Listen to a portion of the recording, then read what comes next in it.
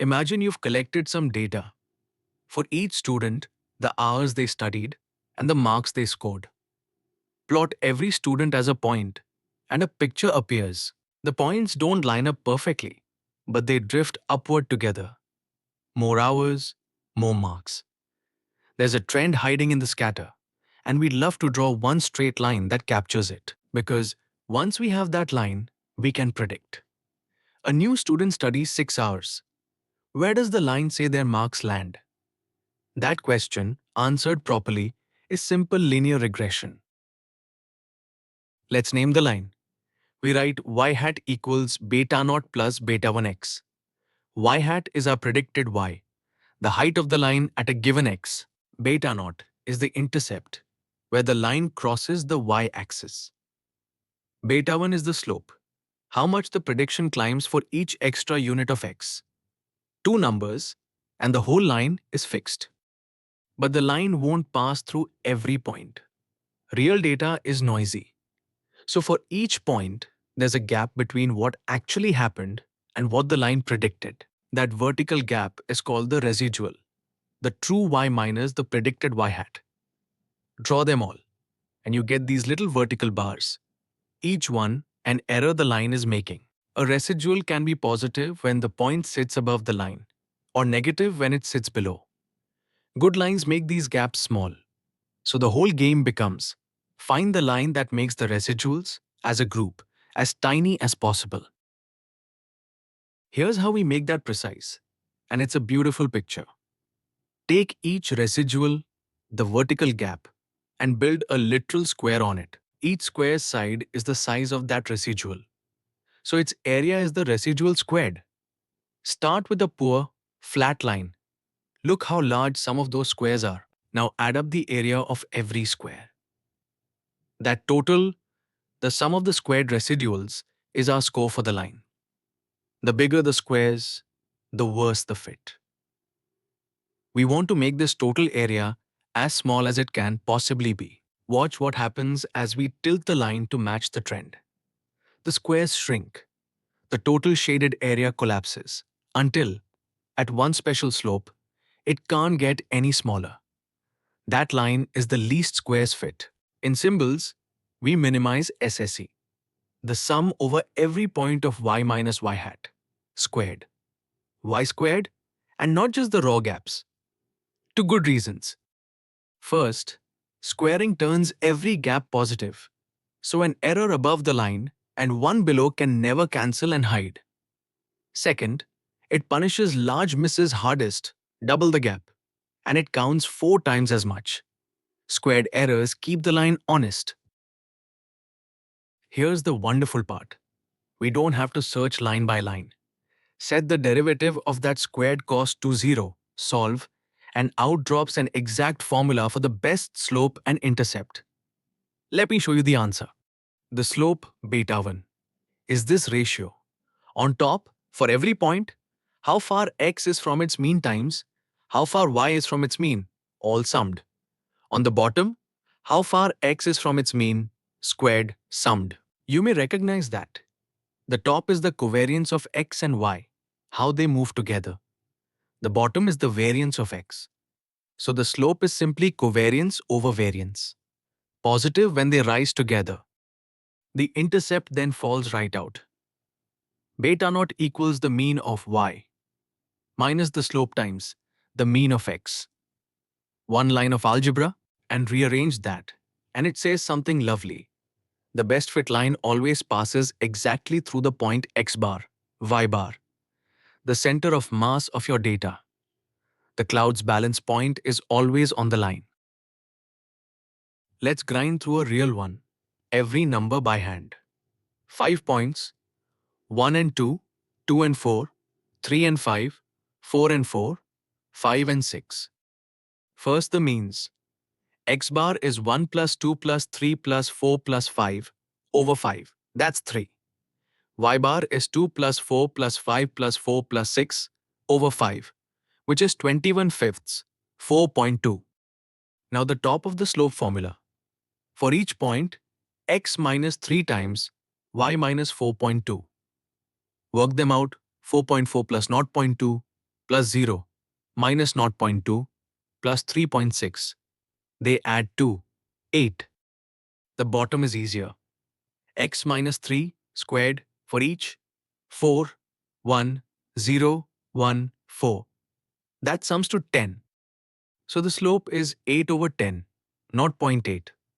The intercept is 4.2 minus 0.8 times 3, which is 1.8. Our fitted line is y hat equals 0.8x plus 1.8. Drop that line onto the scatter. And there it sits, threading right through the middle of the cloud, passing through 3, 4.2, exactly as promised. Now predict. A student who studies 6 hours. Plug in x equals 6. 0 point 0.8 times 6 is 4.8 plus 1.8, 6.6 marks. Read it straight off the line. A line always exists. But is it any good? For that we use R squared. It compares our line against the laziest possible model, just guessing the mean of y for everyone, ignoring x entirely. SST is the total spread of y around its mean, the error the lazy model makes. SSE is the error our line still leaves behind. R squared is 1 minus their ratio, the fraction of the variation in y that our line manages to explain. Let's compute it for our line. The residuals were minus 0.6, 0.6, 0.8, minus 1, and 0.2. Square each and add. The sum of squared errors is 2.4. The total spread, SST, uses the same y values against the mean 4.2. Squaring and summing those gives 8.8. So R squared is 1 minus 2.4 over 8.8, which is 8/11ths, about 0.73. Our line explains roughly 73% of the variation in the marks. Not bad. Read it on a scale from 0 to 1. R squared of 1 is a perfect fit. Every point dead on the line. R squared of 0 means the line is no better than just guessing the mean. Higher is better, but keep that in your back pocket. It isn't the whole story. Your turn now. 3 points. 1 and 1, 2 and 3, 3 and 5. Pause the video and find the slope, the intercept, and R squared yourself. I'll wait right here. Here's the walkthrough. The means are 2 and 3. The slope stop is minus 1 times minus 2 plus 0 plus 1 times 2. That's 4. The bottom is 1 plus 0 plus 1, 2. So the slope is 4 over 2, exactly 2. The intercept is 3 minus 2 times 2, minus 1. So y hat equals to x minus 1. And here's the payoff. These 3 points are perfectly collinear. The line hits every single one. So every residual is 0, SSE is 0, and R squared is exactly 1. A flawless fit. If you got 2, minus 1, and 1. Beautifully done. Least squares is powerful, but it trusts a few things. First, that the real relationship is actually a straight line, linearity. Second, that the errors are independent. One point being off doesn't drag its neighbor off too. Third, constant spread. The scatter should be about equally wide for small x and for large x.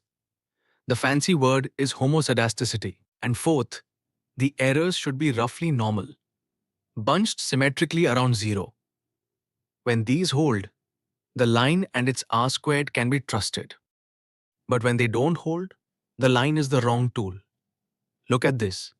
The data clearly curves a U-shape.